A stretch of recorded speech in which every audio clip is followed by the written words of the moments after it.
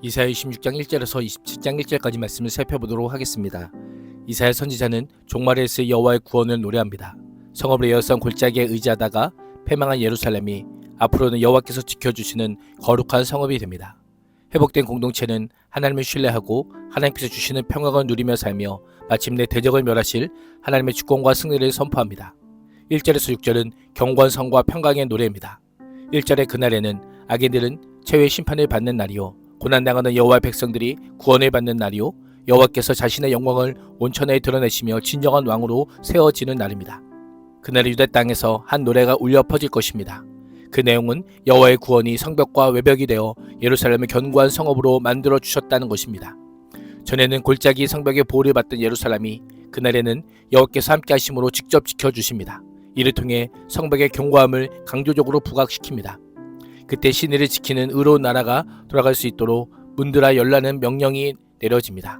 명령을 받은 사람이 누구인지 구체적으로 알 수 없지만 중요한 것은 여호와께서 그날에 구원으로 세우실 성읍의 문이 반드시 열려 있어야 한다라는 것입니다. 성읍의 문이 열려 있다는 것은 여호와의 구원의 문이 모든 사람에게 열려 있다는 사실을 암시합니다. 신의를 지키는 의로운 나라란 흔들림 없이 여호와의 말씀에 순종하는 자를 가리킵니다. 하나님께서 그들을 의롭다고 인정해 주시며 구원의 문을 활짝 열어 놓으십니다. 이는 복음 전파로 말미암은 이방인에 대한 구원의 문이 열리게 될 것임을 암시합니다. 3절은 여호와의 구원의 은총에 참여하여 구원의 성읍에서 여호와께서 주시는 평강을 누릴 수 있는 사람이 심지가 견고한 자라고 합니다. 마음이 요동하지 않고 항상 일관되게 하나님만 의지하는 자를 가리킵니다. 여호와를 신뢰하며 그분의 말씀에 따라 의로운 삶을 사는 자들에게 평강이 주어집니다. 신뢰함이니이다 라는 표현은 위기에 처한 사람이 그 위험으로부터 피하기 위해 피난처가 될 만한 곳으로 서둘러 달려간다 라는 의미입니다. 어려울 때에 우상이나 세상이 아닌 오직 하나님만이 도움이 되심을 확신하고 하나님께만 도움을 얻기 위해 달려가기에 하나님께서는 평강을 주시는 것입니다. 그래서 4절은 여호와는 영원한 반석이니 여호와를 영원히 신뢰하라고 명령합니다. 여호와는 영원히 흔들리지 않고 변치 않으심으로 자기를 신뢰하는 모든 자들에게 한결같은 도움이요 완전한 보호요 온전한 구원을 베푸시는 분이시기 때문입니다. 원문에 따르면 이 약속은 여호와의 이름이 3번 반복되므로 강조되고 있습니다. 5절과 6절은 여호와를 지속적으로 신뢰하는 이유를 알려줍니다. 주님께서는 교만한 자들을 비천하게 만드시는 분이시기 때문입니다. 교만한 자들이 사는 견고한 성을 허무시고 먼지 바닥에 폭삭 주저앉게 하시는 분이시기 때문입니다. 그날에는 여호와의 심판으로 말미암아 교만한 자들이 과거 그들에 의해 억압을 당했던 자들의 발 아래 짓밟히게 될 것이기 때문입니다. 7절에서 11절은 여호와의 기다림입니다. 이사야 선지자는 여호와를 무려 7번이나 부르며 간절함을 표현합니다. 현재 백성의 삶은 평탄하지 않지만 의인의 길이 평탄하다라고 고백합니다. 의로운 하나님께서 의인을 위해 마련해 주신 길이기 때문입니다. 이 믿음은 개인의 고백에서 공동체의 고백으로 확대됩니다. 여호와를 애타게 찾는 공동체의 심판의 길에서 주를 기다립니다. 여호와께서 공평하고 정의로운 재판을 하실 것을 믿기 때문입니다. 여호와의 이름과 기억은 여호와 자신을 가리킵니다.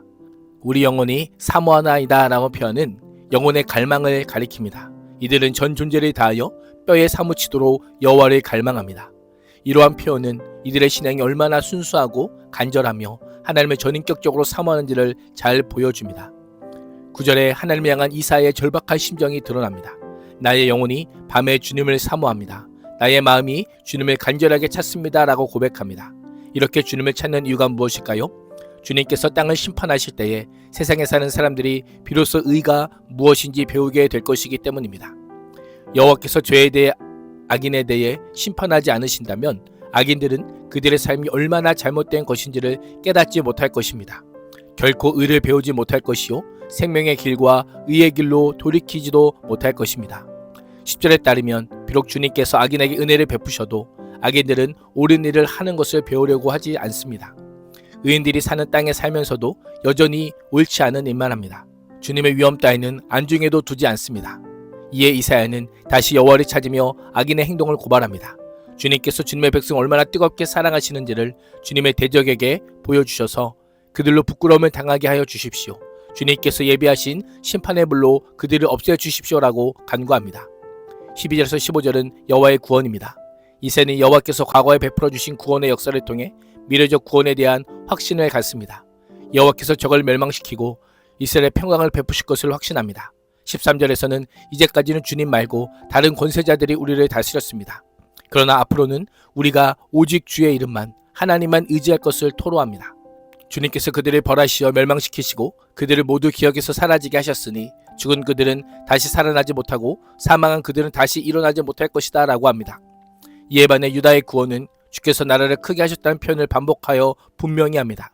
여호와께서는 이 땅의 모든 경계도 확장합니다. 유다로 모여드는 사람을 통해 나라를 크게 하시고 경계를 넓히십니다.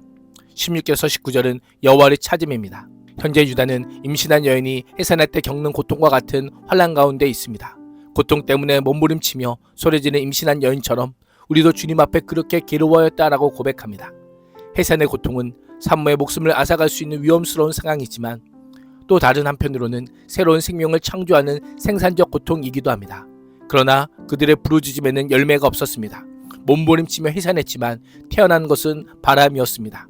임신하여 상고를 치었어도 아무것도 낳지 못했습니다. 이 땅에서 구원을 베풀지 못하였고 이 땅에서 살 주민을 낳지 못했습니다.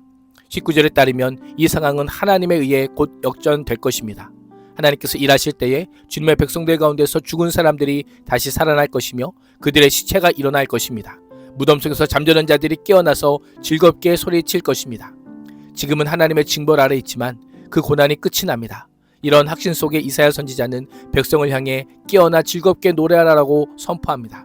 생명을 주는 원동력을 이슬로 묘사하며 여호와께서 그의 생명으로 죽은 자들에게 역사하사 다시 소생시킬 것임을 선포합니다. 이슬로 인해 척박하고 메마른 땅에서 새싹이 움트는 것처럼 이슬과 같은 하나님의 음총이 아무런 소망도 희망도 없는 죽은 자를 부활하게 만듦을 고백하고 있습니다. 26장 20절에서 27장 1절은 백성의 구원과 땅의 심판입니다. 다시 명령이 주어집니다. 백성들은 여호와의 분노가 지나갈 때까지 집으로 가서 방 안으로 들어가 문을 닫고 잠시 숨어 있으라는 명령을 받습니다.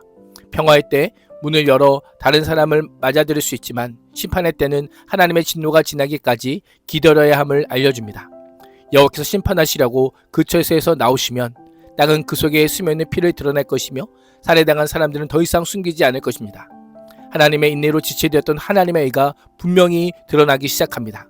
27장 1절에 따르면 그날에 여호와께서 견고하고 크고 강한 칼로 악을 심판하십니다.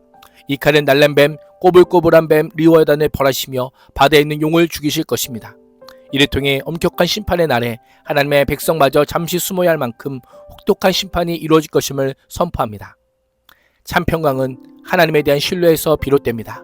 오늘도 주의 이름을 부르며 하나님만을 의지함으로 흔들리지 않는 샬롬의 은혜를 경험하는 복된 삶이 될 수 있기를 주님의 이름으로 축복합니다.